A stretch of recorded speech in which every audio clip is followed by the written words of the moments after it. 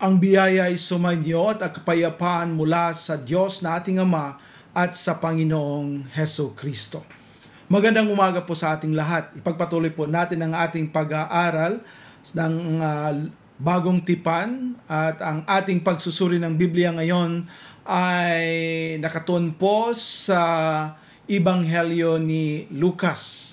Ito po ang ikatlong Ebanghelyo na mababasa natin sa bagong tipan. And sana you will learn more of who the Lord Jesus Christ is sa ating pag-aaral sa Gospel of Luke. Let us begin this study with a word of prayer. Let us pray.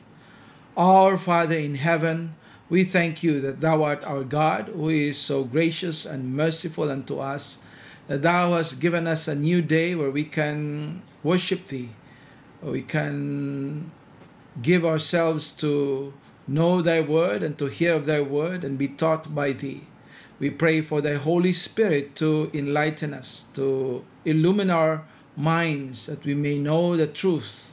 And as we study the Gospel of Luke, help us, Lord, to see more of who you are, what thou hast done to us through your Son, our Lord and Savior Jesus Christ. For in His name we pray. Amen.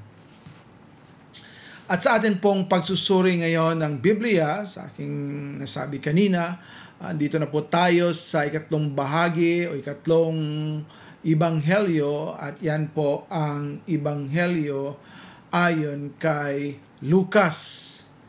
At dito po makikita natin na, of course, it is known in English as the Gospel according to Luke. Sa Griego po ito ay to katalokan evangelion. And this is the gospel, or according to Luke, the good news.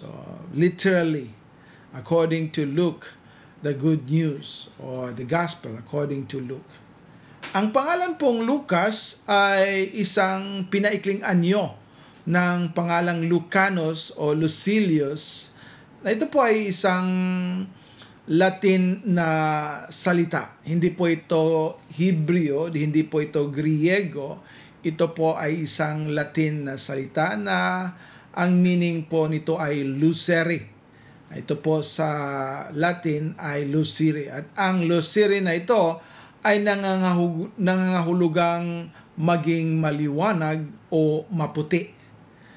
Diyan po kinuha yung salitang lux, yung isang sabon. Kaya nga yung pangalang Lucifer ay related din dito. So, diyan po nanggagaling ang pangalan na yung with reference to the white blood cells, yung leukocytes, yung Lucas. Kaya kung marami yung white blood cells at kaunti yung red blood cells, yun may sakit na leukemia. Kaya yung salitang Lucas ay related po nito. Ito ang Latin word for Luke or Lucas, Lucanus, Lucilius, Lucere. It refers to bright light or white. At ito pong Ebanghelyo ni Lucas ay ang pinakamahabang aklat sa Bagong Tipan.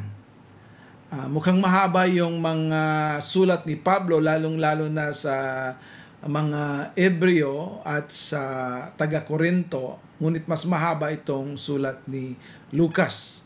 Lalo na ay may may karugtong. At ito po ang isang makikita natin mamaya. Ang Ebanghelyo po ni Lucas ay nakatuon sa buhay at ministeryo ni Panginoong Hesukristo. Sa mga sulat po ni Mateo at ni Marcos, ang focus po nila ay iba kaysa dito kay Lucas. Of course, parehong kwento, parehong kasaysayan, parehong nagpapahayag kay Panginoong Hesukristo. Kay Mateo, siya po ay nagpapahayag doon sa mga Hebreo, sa mga Hodyo. at he was referring always back to the Old Testaments. Mark was telling the Greek Gentiles in Rome. So he was talking to them in a sense where he was introducing everything about Christ. Kaya in short forms, madali ang mga kwento, ay pinakita po niya kung sino si Panginoong Jesucristo. Dito po sa Lucas, it is a detailed description of who the Lord Jesus Christ is. And this is still for the Gentiles. But it is with a detailed background dahil po sa klase ng may akda o sa nagsulat nito. Luke, later we will know that he was a physician, a recorder, which is more of a historian. Yan ang isang karakter ng isang manggagamot. Now, so itong nakatuon sa buhay at ministeryo ni Panginoong Jesucristo, of course, that's the same with Mateo and Marcos. But ang pagpapakita po dito ay mga bahagi sa buhay ng Panginoong Jesucristo na hindi, at marami dito na hindi sinabi ni Matthew and Mark. Okay? So makikita natin yan mamaya. That's why the four Gospels contributed one to another a complete description of the Lord Jesus Christ. Kaya kulang po kung wala ang isang ebanghelyo. Ito pong apat na ito. And it is God's purpose that He inspired the words to the four writers of these four Gospels so that ang buong buhay ng Panginoong Jesucristo at buong pagkakilala natin kung sino siya ay talagang perfect dahil in four corners of His life pinakita po. So lahat, hindi lang ito isang masasabi nating mga partial description of who Christ is. It is a full description sa ating Panginoong Jesucristo. Ang ebanghelyo ni Lucas ay ang unang bahagi ng dalawang bahaging kasaysayan. Sinabi ko kanina, ang ebanghelyo ni Lucas ay may karugtong. At ang karugtong na ito ay ang aklat ng mga gawa or the book of Acts. Meaning, itong sinulat ng writer na si Lucas ay 2 volumes. It is a 2-volume books. First one is the Gospel, and it's about the Lord Jesus Christ. Ang pangalawa po ay ang mga gawa that speaks and describes of the apostles and the disciples of the Lord Jesus Christ. And of course, it's still the Lord Jesus Christ that is being the center, pero yung mga apostol niya ang makikita natin diyan sa mga gawa. So, it is a 2-volume books. Ang una po ay ebanghelyo, ang pangalawa po ay tungkol sa mga gawa ng mga apostoles o gawa ng banal na espiritu through the apostles. So, dalawang bahagi po itong aklat na ito at parehong inialay po sa isang taong nagngangalang Teofilo. Now, sino po ito si Teofilo? Hindi po kilala natin kung sino siya. Hindi po sinabi sa salita ni Lucas kung bakit si Teofilo ang pinadalhan niya ng sulat na ito, but it is the name itself describes a lover of God, one who is a thinker or one who follows the Lord, a believer of God. Theo is God, Philo is lover or friend of God. So yan po ang purpose dito. And somehow it is appealing or it is introducing sa isang hentil na kagalang-galang. And it speaks of the whole picture of the Lord Jesus Christ, especially in the eyes of a Gentile. A Gentile. Now, of course, it was being written with the help or with the dictates or with the assistance of Paul, but we have to understand that when Luke wrote this was in the aspect sa kanyang buhay as a Gentile nang sinulat niya po ito. So, dito po, bagamat hindi pinangalanan ang sumulat ng Ebanghelyong ito, when the two-volume books was introduced to the believers, sa mga naniniwala, sumasampalataya kay Panginoong Hesukristo, wala pong tinukoy na isang may akda o nakalagay doon na ito ay Ebanghelyo ni Lucas. Ngunit, ang isa pong dahilan kung bakit si Lucas po ang ating pinaniwalaan at hindi lang sa atin, kundi sa mga apostoles, sa mga church fathers noon, yung mga apostolic fathers, yung mga estudyante, mga pupil po ng mga apostles, they believe that it was from Luke dahil sa pangalawang yugto, in the second part of this book. Remember, it is a two-volume books. The first one is a gospel, the second one is the book of Acts. At dito po sa mga gawa, binigyan po ng importansya dito ang isang mahalagang parte na nagsasabing kami. We, sa English ito ay we phrases, no? Itong we, kami, tayo, that describes that itong nagsulat ng mga gawa, aklat ng mga gawa, ay isa sa kasama ni Pablo noong yung pumunta sila sa missionaryong paglakbay doon po sa iba't ibang lugar sa Asia Minor. So that means it could have been Timothy, Silas, or maybe not Barnabas, because he was not anymore in the second and third, but others. At of course, isa sa kasama nila ay si Lucas. At sa lahat ng mga kasama ni Pablo noong missionary journeys, isa dito ang makikita natin, and that was the belief also of the early church fathers or apostolic fathers, that it was Luke who was the best candidate na sumulat nito. At makikita natin din sa kanyang pamamaraan sa pagsulat.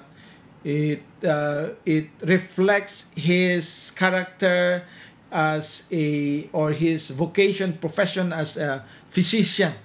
And ganun din yung pag-record niya. It's like a historical recording of a patient. Yan po ang makikita natin sa Ebanghelyo ni Lucas at sa Aklat ng Mga Gawa. Kaya there is a unanimous belief and faith and understanding and acceptance that indeed it is Luke who wrote the third gospel at itong Book of Acts. Makikita natin itong section ng kami, no? We, dito sa mga chapters na binigyan o nilista natin dito. So, siguro I will read a portion of it so that you can understand kung ano ito. Sa mga gawa 16, sa mga gawa 16, basahin ko po sa inyo para po maintindihan ninyo kung ano yung ibig sabihin ng seksyong kami.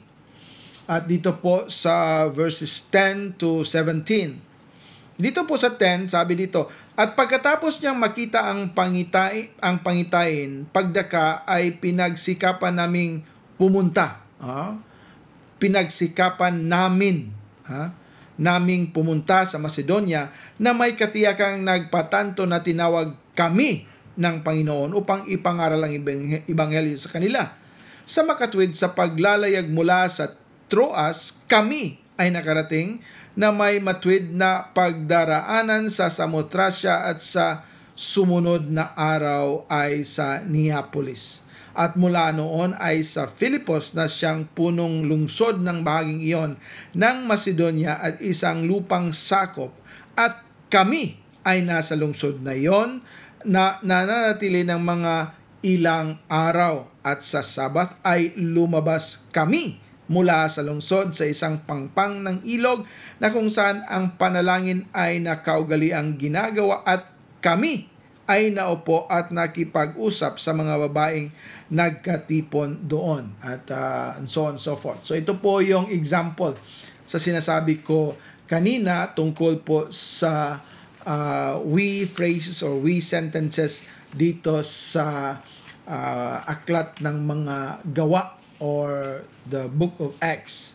And that proves that itong nagsulat ng Book of Acts ay kasama ni Pablo noong mga missionary journeys.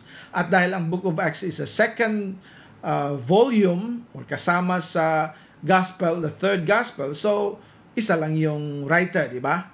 And because isa lang yung writer ng Ebanghelyo at ng mga gawa, at ang mga gawa ay kasama ni Pablo, at sa lahat ng mga kasama ni Pablo, si Lucas lang yung pwede nating masabi na sumulat nito dahil sa kanyang profesyon at sa kanyang pamamaraan din ng pagsulat, at sa lahat ng mga description dito that refers or points to Luke as the writer.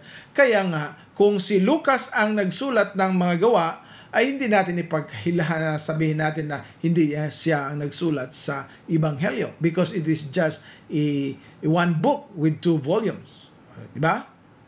So, hindi po katulad ngayon na kahit isang libro, isang aklat, marami po yung mga writers at nagkakaiba po yung every chapter. Noon po, yung isang aklat ay isang aklat lang talaga, ay may akda. Isang may akda.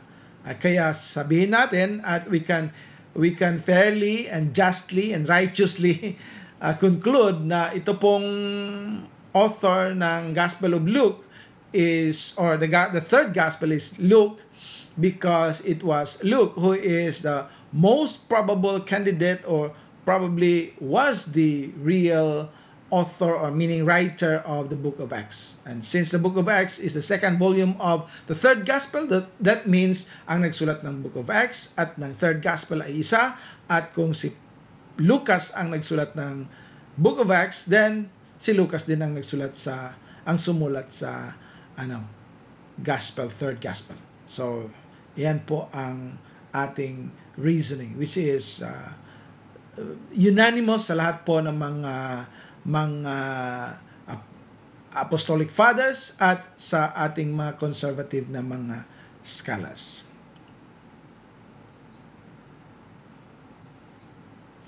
Ngayon po, dito sa aklat na ito, pinahiwatig nito ang ang may akda ay sumama kay Apostol Pablo para sa mga pangyayari na katala sa mga talatang iyon. Yan yung sinasabi natin kanina.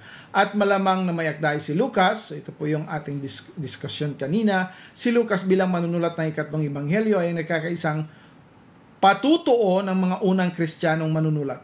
Meron pong nagkakaisang patutuo. There's a unanimous understanding, belief that indeed it was Luke who wrote the Book of Acts, and so also with the third Gospel. Si Lucas po ay isang manggagamot na hintil. At dito natin makikita kung paano niya dinidescribe ang mga paghihirap ng Panginoong Jesucristo, yung dugo galing sa kanyang mukha, sa kanyang noo nung andun siya sa Gethsemane, kung paano po siya namatay, kung paano po siya nilibing. These are ways of writing na yun lang pong may alam tungkol sa medicina or medicine can write it. And that is fair enough to say that it was Luke, or that it is the Gospel of Luke. Dahil isinulat ni Lucas ang ikatlong Ebanghelyo at ang aklat ng mga gawa, malagang isa lang alang ang petsa ng pagkakasulat ng dalawang aklat na ito ng magkasama. So if these two were written by Luke and these two were one book in 2 volumes, we can say that the Gospel of Luke, itong Ebanghelyo ni Lucas, at itong aklat ng mga gawa ay sinulat at least not necessarily na the same day or month or year, but it could be done in a certain period of time, but it was done in almost the same period as that of the Book of Acts and that of the Gospel of Luke. Of course, that's a logical na reasoning po natin. So kaya kung si Lucas po ang nagsulat nito, masasabi natin hindi po ito earlier than Matthew, and then it is not also later than Mark. Dahil, tingnan natin itong ating timeline para maintindihan po natin. We know that 5 BC, pinanganak po si Panginoong Jesucristo, at AD 30, diyan po siya pinako sa cross, at yan po din yung kanyang resurrection, pagkabuhay muli. Now, at around AD 50, sinulat po ni Mateo ang kanyang ebanghelyo. Yan ay isang historical fact na makikita natin by the claims of the early church fathers or the apostolic fathers. Dahil yan ang pinakaunang mga kino-quote ng mga salita in the early 50s. Okay? So, pagkatapos po niyan, makikita natin o nalalaman natin na around 47 to 49, yan po ang first missionary journey ni Apostle Paul. Now, in the first missionary journey, we don't know whether Luke was there. Hindi natin alam kung sumama si Lucas, but alam natin na si Pablo at si Barnabas ay nagkaisa. Ngunit sa pangalawang missionary journey, alam natin nagkahiwalay itong si Pablo at si Barnabas, at ang sumama kay Pablo ay si Silas. At nakikita natin kanina, binasa natin kanina, naririnig natin na ang Acts 16 o aklat na mga gawa 16, yan po ay second missionary journey. Yung nung gusto sana ni Pablo na pumunta sa silangan to the east, but he was led by God to the west.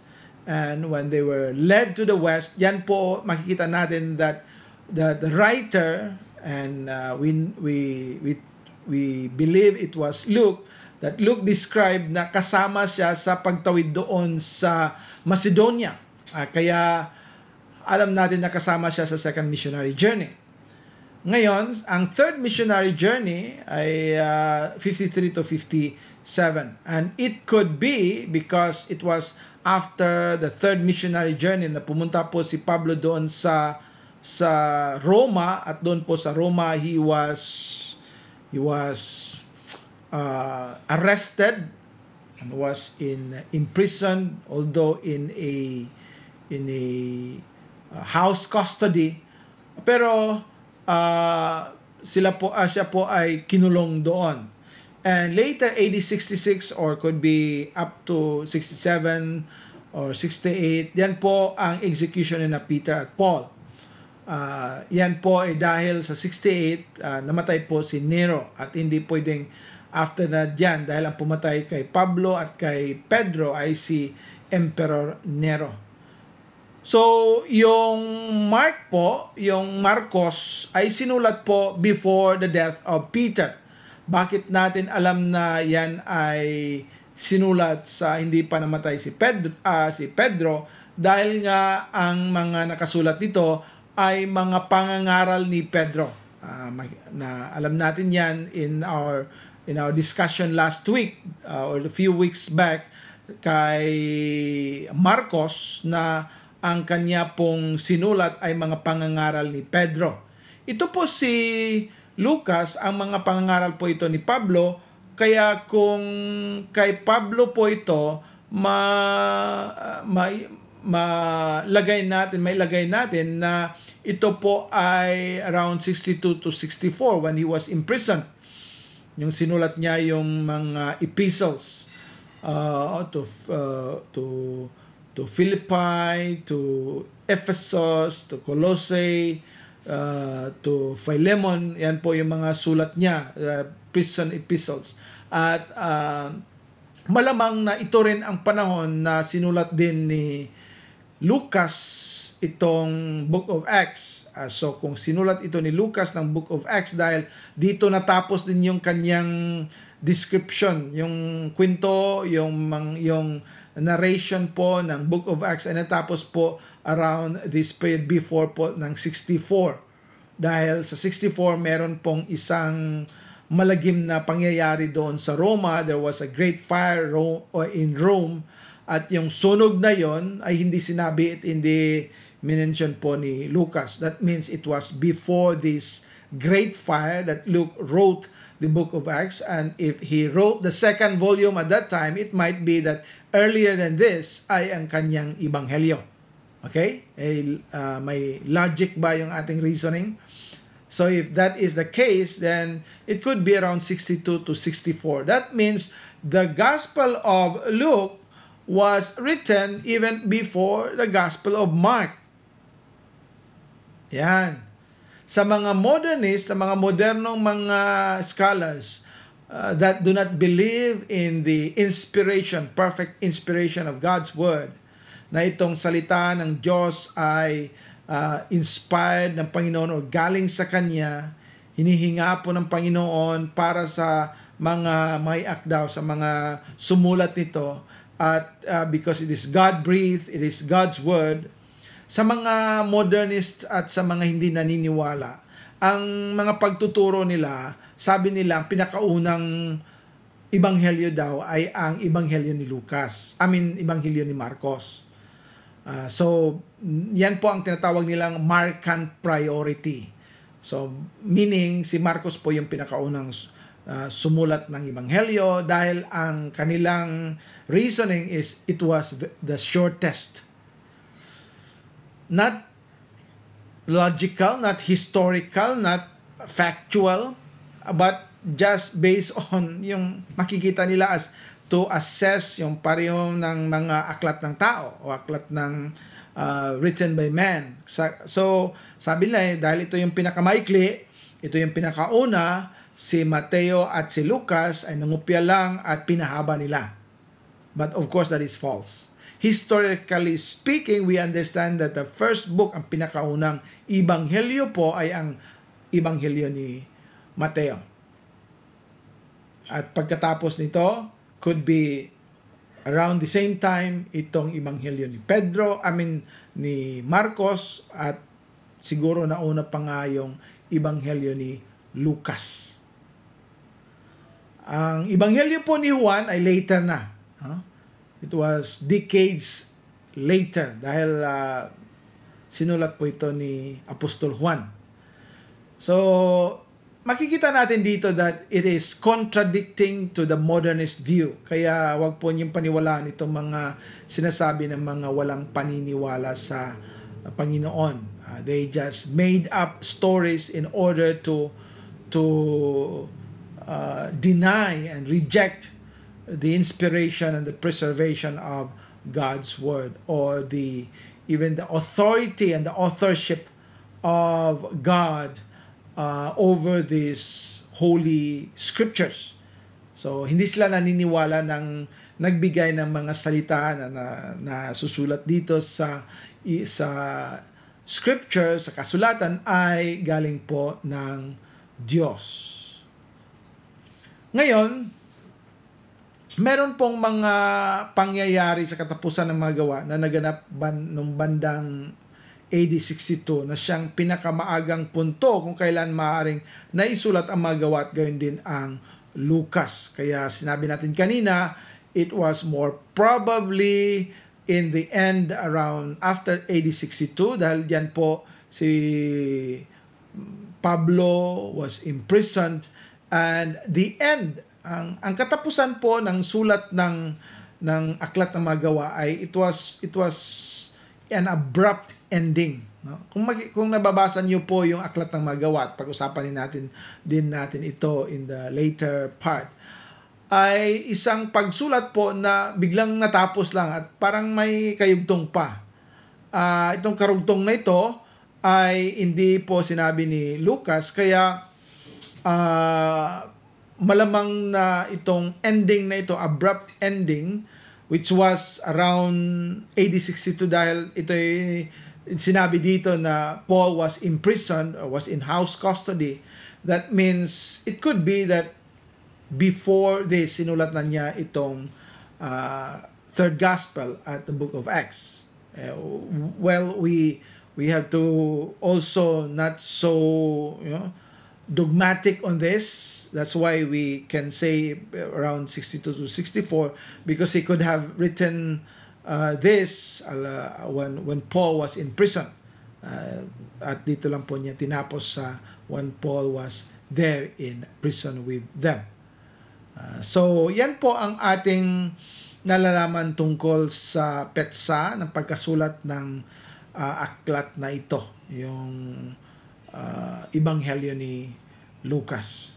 One thing that we must make sure na hindi po ito kinopya galing kay Marcos. Okay?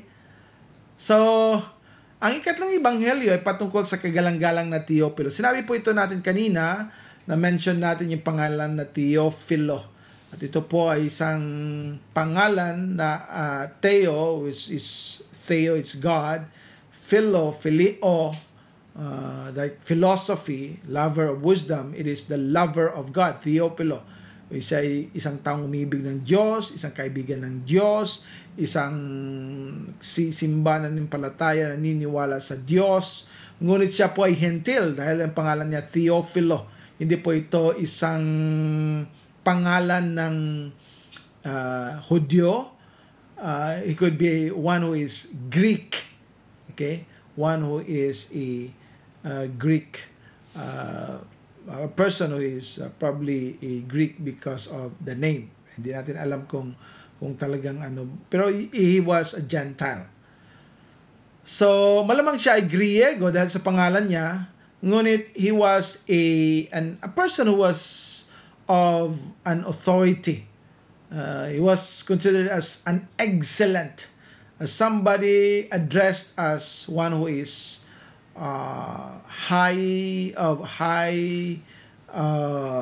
authority. He was one who was probably an officer. He was probably one who is rich or whatever yung kanyang capacity over many people. And so he was addressed in such a respectful, reverential manner. May respeto po si Lucas nung nagpapadala siya ng sulat na ito. And of course, it is not just for him. And many scholars also would think that this Theophilus is a representative of all believers, of all Christians. Christians must be lover of God. Christians must be a friend of God. Christians must follow and desire to know God. And yan po yung Theophilus. So, ito pong ebanghelyo ni Lucas ay isang description po ng isang maingat na pagsasaliksik. Napakaingat din yung pagsaliksik nito. The research is well done. In fact, in the standard of historical writings, ito po si Lucas is considered one who is, kung masasabi natin, he was one of the top historians in his days and even until today. He cannot be compared with the others because he was really when he recorded this kanyang ebanghelyo at sa mga gawa, it was perfectly a record which is fitting or which agrees with the historical facts ng panahon na yon. And makikita natin ito because he will always point out, ito yung panahon ni ganito, siya yung gobernador ng lupang yan, siya yung hari dito, and that would tell us of the exact period of time, exact date. Kumbaga sa atin ngayon, sabihin natin na ang presidente ng Pilipinas ay si ganito at ang gobernador ng probinsyang ito ay siya at ang mayor ng syudad na ito ay itong tao na ito. So if we know he was a president, he was a governor, ito yung governor, ito yung mayor, you can pinpoint a certain period of time. Ito po yung 2000 to 2003 or ganon. So that means yan ang description ni Lucas. He was accurate in telling us the dates. And he was accurate also in the chronology, in the account. Not necessarily na ito lahat ng sinulat niya sa gospel is chronological, but most of the time he was following the chronology. It began with even the birth of John the Baptist and the Lord Jesus Christ until the death and even the resurrection. So yan po ang pagkasulat ni Lucas. That's why we can say na ito talaga isang pagsasaliksik na ginawa na sa pamamaraan na talagang may pag-ingat. He was not just writing this haphazardly o sinulat niya dahil mas gusto kong magsulat na ganito, ganyan. He was researching, he was taking notes, he was thinking, kailan ito nangyari, sino ang mga leaders nung nangyari ito. So it is factual. Ayan po si Lucas. Kaya masasabi natin na siya po yung writer dahil a doctor, isang manggagamot, ay ganun yung pamamaraan ng pag-record. No? Kailan ba ito nagsimula itong lagnat? Kailan ito nagsimula itong, pagkatapos ng lagdat, masakit ang tiyan. Kailan ito? Ilang beses kang pumunta sa toilet? O anong nangyari? This is all the recording of a physician, one who monitors para ma-diagnose po niya kung ano talaga ang sakit. So you have to tell the exact date, the exact time, anong nangyari, anong may sakit, saan nagsimula, anong kinain mo, saan ka pumunta, may sakit ba doon, may tao bang may sakit, nahawa ka lang sa sakit niya. These are all things that a physician would write. There is a historical record, isang pagsulat ng kasaysayan tungkol sa pasyente. Kaya ito din po ang pamamaraan ni Lucas. Kaya dito idinisenyo niya upang patibayin ang pananampalataya ng mga naniniwala. He was writing this in the desire that ito pong sulat niya, itong ebanghelyo niya ay isang ebanghelyo na magpapatibay sa kanilang paniniwala.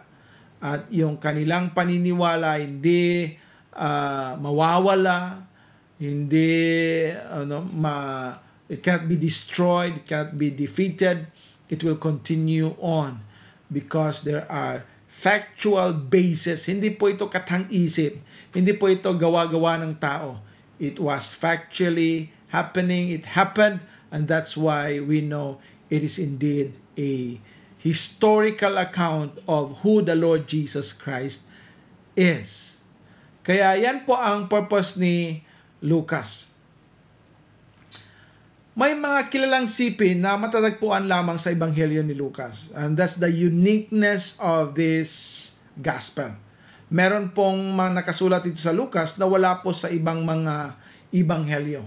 Kaya hindi po ito dinagdag ni Lucas para ibig sabihin hindi ako ma-accuse as nangungupya kay Marcos o nangungupya kay Mateo. Dadagdagan ko.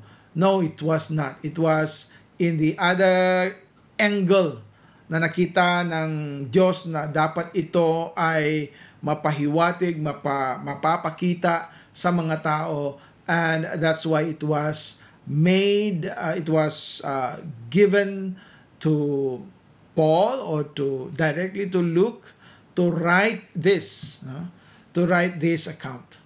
So if Mark was dependent on Peter sa kanyang pagsulat ng kanyang ebanghelyo, ito po si Lucas ay dependent kay Paul, and he was taking all these some words and account dahil hindi pa siya aware ng ebanghelyo. In the book of Acts, he was there. Kasama siya. Namin. Yan yung ginagamit niya.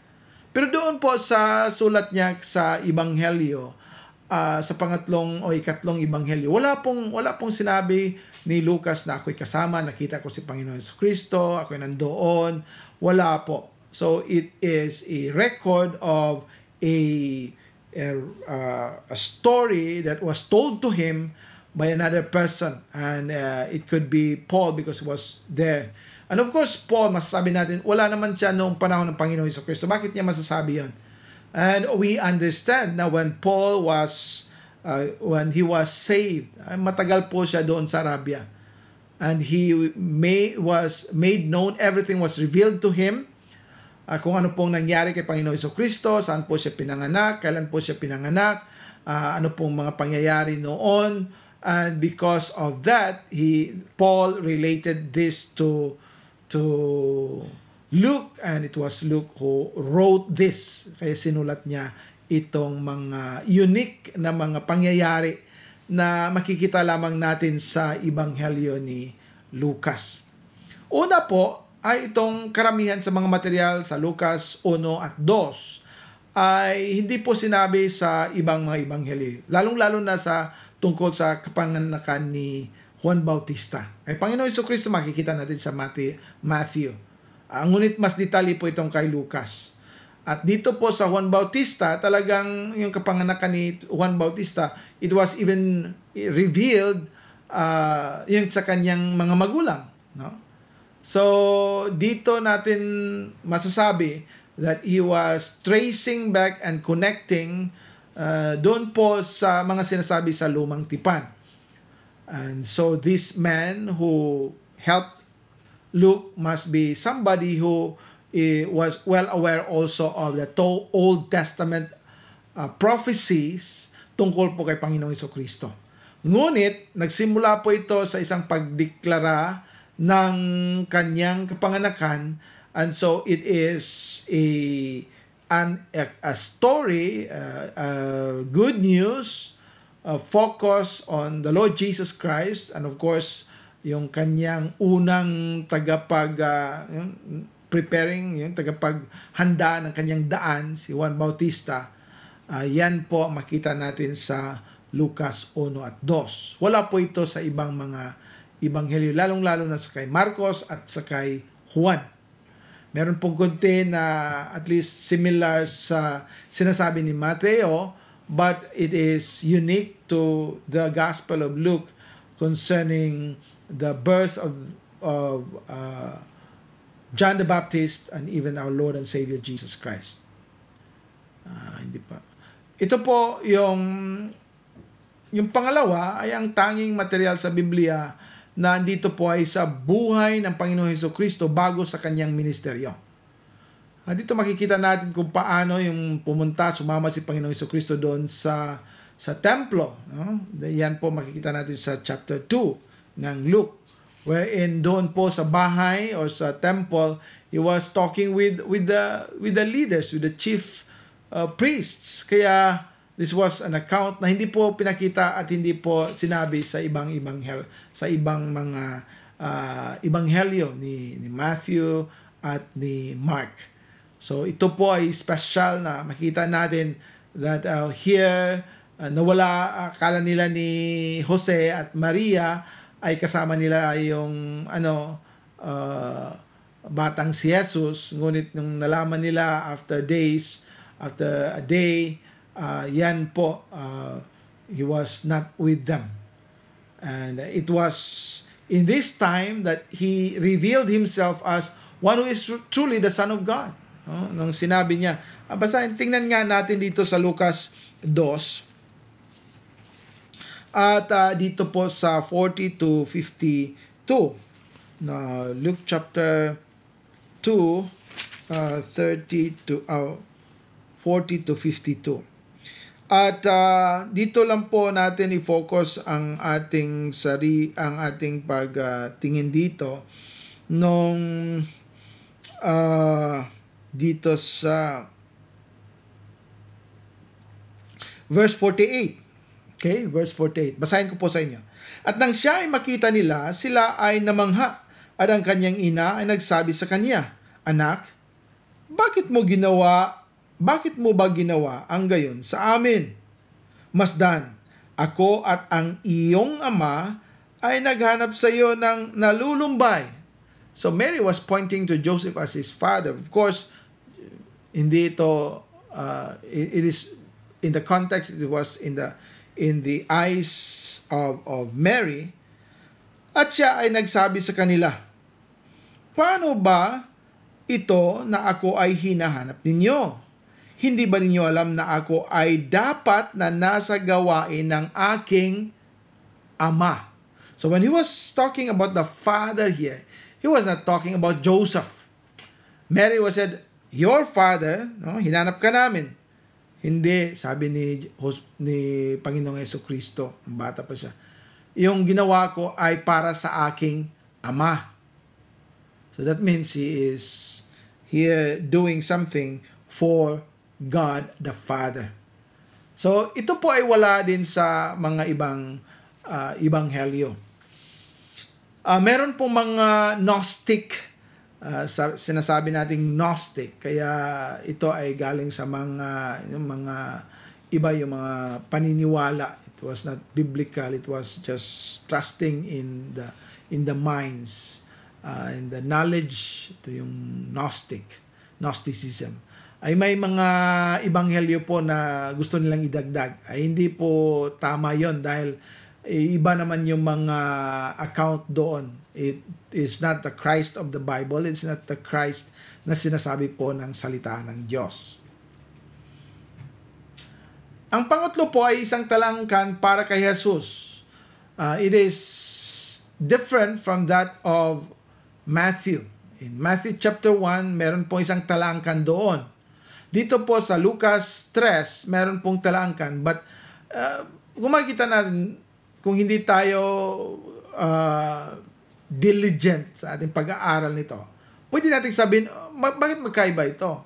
Hindi naman siguro magkatugma ito. Bakit iba yung sinasabi ni Lucas, iba din yung sinasabi ni Mateo? Now, pareho pong tama sila. Nagkaiba sila dahil ang focus po ni Mateo ay yung lineage ni Joseph, the stepfather of Jesus, because he was to be in the line of Judah or David. So, of course, Mary was also in the line of David. But the focus of Matthew, because it was a patriarchal, dahil Hebreo nga yung mga ang sinulatan niya para ito sa mga Hebreo, kaya ang focus niya ay doon po sa stepfather in the lineage of Joseph towards David and of course towards Abraham. But then in the case of Luke, it was even from Adam, and it was traced back through Mary. Yan po ang pagkakaiba dito ni Lucas. It was through Mary.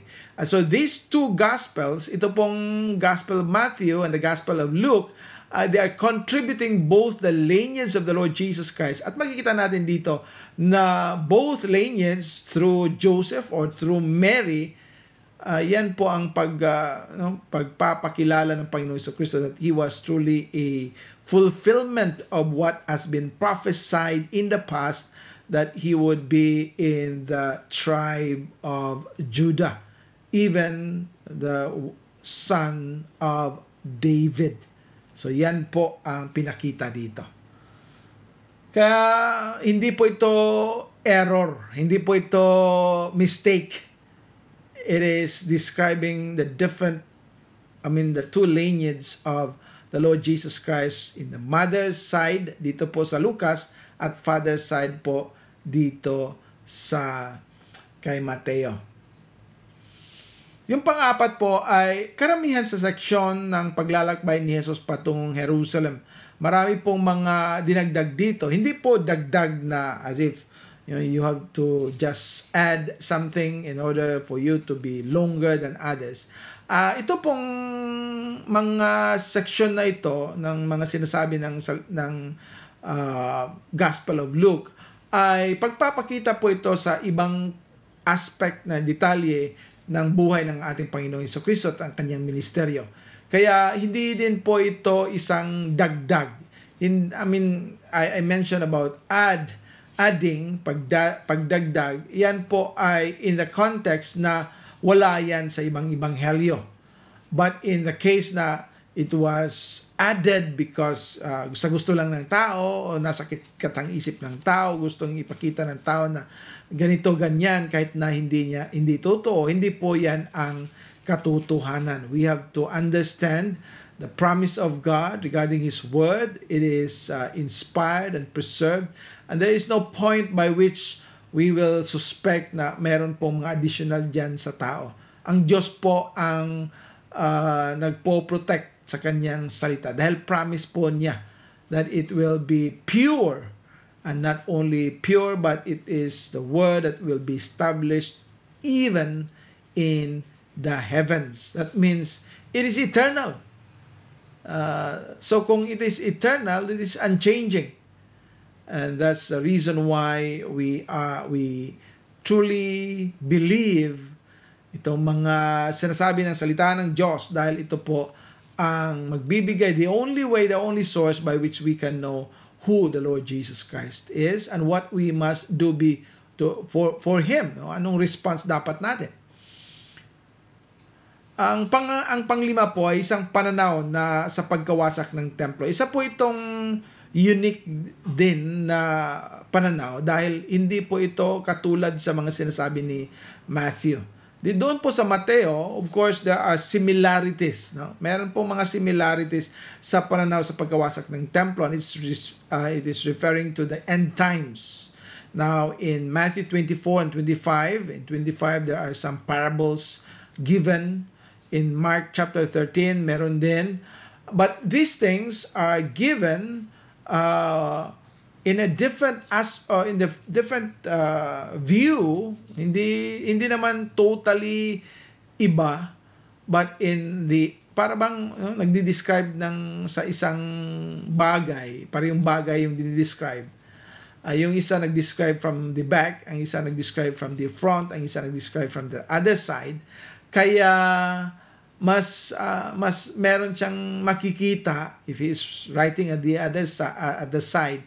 Marami siyang makikita as if the whole body rather than you are describing only the head. Kung nasa harapan ka. Kung nasa harapan ka, katulad ng isang malaking elepante, no? You are at the front. Nasa harap ka ng elepante, makikita mo kung yung kanyang nguso, yung kanyang tainga, yung kanyang mata. It will all be ang kanyang paa. But if you are at the side, you will look at it. You will see the body. You will see also, of course, other parts of the head, the one side, and the tail end. So, marami kang maisulat when you are at the context na mas marami kang makikita. And of course, with God revealing unto Paul sa lahat ng maraming mga bagay tungkol sa kanya, ay maraming masasabi po si Pablo doon kay Lucas. Kaya dahil din sa pamamaraan ng pagsulat ni Lucas that he wanted to be factual, kung sino dito, he was probably researching, asking, inquiring. Kaya medyo ganun din yung nangyari. Medyo matagal yung kanyang pagsulat, but it was accurate. Very accurate. I'm not saying na hindi accurate yung Mark at Matthew at John. They were all accurate because it is God who describes all these things. I say accurate in the sense that there are dates. I mean, not exactly dates, but people whom we can identify na ito nangyari sa ganung panahon, siya sa gobernador, ng ganito, ng ganyan. And that's why we can say na, this is a book that really is realistic or genuine. Hindi ka lang nagsasabi ng ganito nangyari, ganyan nangyari, but it was based on facts na ganyan ang nangyari sa panahon ito. Ito ang nangyari dahil ito yung mga panahon na makikita natin. And even in the book of Acts, ganun din. Yan din pagkasulat ni Lucas. Yung katapusan po ng isang unique understanding of Luke ay itong pagpapakita sa muling pagkabuhay ng ating Panginoong Hesukristo. At ito po ay nasa daan sa Emmaus or Emmaus. Isang natatanging pahayag ng dakilang pag-utos. That's the Great Commission in a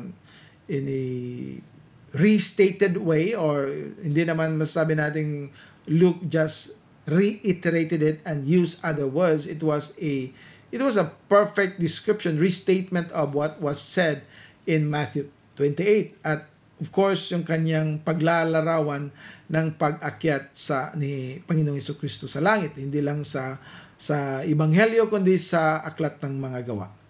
So dito po sa aklat ni Lucas, makikita natin yung mga a little bit of difference, but it does not mean na magkaiba. They were looking at different angles, and the Lord purposely gave this description in order for us to understand all the sides and aspects of the life and ministry of the Lord Jesus Christ. And by studying these 4 Gospels, nasa pangatlo pa lang tayo, ikatlong Gospel, ikatlong Ebanghelyo, makikita natin the fullness of the Lord Jesus Christ. And the more that we appreciate, the more that we praise and thank Him for who He is. Because in the Gospel of Luke, diyan natin makikita yung detailed description of how He suffered. Because a doctor can describe it well. In the case of Mark, pinakita niya kung gaano gumawa ng Panginoong Jesucristo ng mga gawain. It was always at in an immediate, right, straight way doing of these things. Kaya makikita natin that the Lord Jesus Christ was so active in the work. In the case of Matthew, we know that the Lord Jesus Christ was presented as king. And that was because he was arguing with the Jews, the Israelites, that indeed this is the son of David. Okay? So he was seen as king. In Mark, he was seen as a servant, always doing something, busy with the things na sinabi ng Ama. Dito po sa Lucas, it was a description of Jesus Christ as a man. Not that hindi pinakita that he is God. He is a living and true God. But the emphasis of Luke in arguing with the Gentiles is that he truly was a man. And he was man's representative. And without him, there was no payment of the penalty of sins. Dahil hindi pwedeng yung magbabayad ay hindi tao. Kailangan tao din magbabayad dahil tao yung nagkasala. No? Hindi pwedeng sabihin na itong nangyari, yung kalabaw ko ang gumawa nito, o sige, yung kambing ko ang katayin niyo. No, hindi. Dahil ginawa yan ng tao ang magbabayad, at kung hindi mababayaran ng isang tao, tayo lahat ang magbabayad sa mga kasalanan natin. That means we have to be cast into the lake of fire, into hell, into the lake of fire. But Jesus came as the God-man. Siya isang Diyos, 100%. Siya isang tao, 100%. So the God-man is truly here presented as a man dito po sa aklat ni Lucas. Kaya dito natin makikita that he was suffering, he was agonizing, he had done all these things, and it is best described by a physician. Dahil ang isang doktor ay siya yung makapag-describe kung ano talaga yung mga pangyayari sa kanyang paghihirap, in his sufferings, because he knew and understand well the biology, the psychology, and the physical, physiological, and other aspects doon po sa kanyang paghihirap. Of course, spiritual is the best way for us to understand the way the Lord Jesus Christ paid for the penalty of our sins. Pero for men to be convinced na ito yung nangyari, kailangan ding isulat ito in the aspect na maintindihan ng tao. Kaya dito po sa Gospel of Luke, it's Ebanghelyo po ni Lucas, Jesus Christ was being portrayed truly as a man. Hindi po siya isang tao na was just somebody who appeared as a phantom. Yan po ang paniniwala ng mga Docetists or mga Gnostics. Docetism. As if they just think that, Jesus just appeared to be God. He was not truly here. He was not a man. But Luke here described that he is truly a man. He suffered. He had done all these things for us. At makita natin in his way of writing that he truly became a man. Nagugutom, napapagod, umiyak, nahihirapan, nasasaktan, nagagalit, Yan po ang makikita natin sa kay Panginoong Jesucristo dito sa third gospel. So, let us continue sa ebanghelyong ito in the next week at dito po natin malalaman yung mga other aspects, lalong-lalo na sa mga outline po ng ebanghelyong ito. So maraming salamat po. Let us pray and close this study with a word of prayer.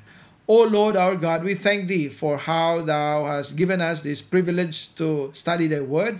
May You continue to bless us and guide us and lead us. We pray and ask all this with thanksgiving. In Jesus' name, Amen. Maraming salamat po.